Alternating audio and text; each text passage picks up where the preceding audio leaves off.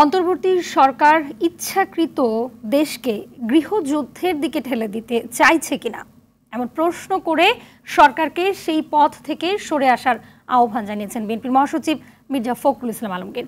পালিয়ে যাওয়া শেখ হাসিনা ভারতবর্ষে বসে ষড়যন্ত্র করে দেশকে ধ্বংস করতে চাইছে বলেও এ সময় মন্তব্য করেন বিএনপির মহাসচিব। ধামরাইয়ে ঢাকা জেলার সমাবেশে এসব কথা বলেন তিনি। রিপোর্ট করছেন জাহিদ রহমান।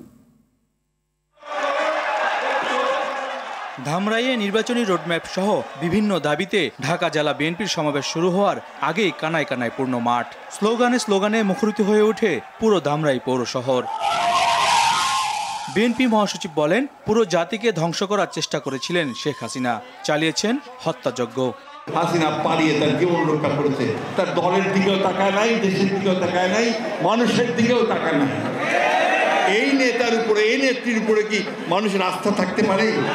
সরকার জেনে শুনে দেশকে ধ্বংসের দিকে ঠেলে দিয়ে নৈরাজ্য সৃষ্টি করতে চাইছে কিনা এমন প্রশ্ন রাখেন বিএনপি মহাসচিব। আমাদের শত্রুরা বিভিন্ন রকম ট্র্যাপ করছে, যেন আমরা উত্তেজিত হয়ে যাই, প্রবক্ত হয়ে যাই, ওই যে আইন শৃঙ্খলা আমরা নষ্ট করি, নিজের হাতে সব তুলে নেই। আমরা যেন নিজের হাতে আইন শৃঙ্খলা তুলে না নেই, আমরা যেন সহযোগিতা করে দেশকে যেন আমরা নির্বাচনের দিকে নিয়ে যেতে পারি, নির্বাচনের মাধ্যমে জনগণের প্রতিনিধি যেন নির্বাচন করতে পারি, সেই দিকে সবাই এগিয়ে যেতে পারি।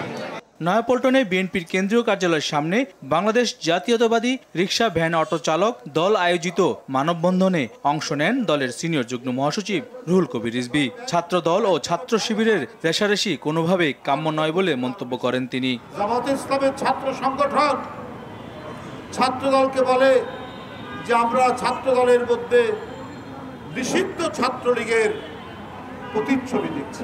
অবান্তর কথা কেন আপনারা বলছেন? কিসের জন্য এই সমস্ত কথা বলে আজকে গণতান্ত্রিক শক্তির বিরুদ্ধে এই বিভাজন তৈরি করছেন যে ঘোলা পানিতে মাছ শিকার করে নিজেরা কিছু হওয়া যায় কিনা। গ্রহণযোগ্য নির্বাচন দিয়ে বর্তমান সরকারকে দায়িত্ব হস্তান্তরের আহ্বান জানান বিএনপি নেতা আব্দুস সালাম। সরকারের সাহায্য যেটা হবে। জাহিদ রহমান, RTV, ঢাকা।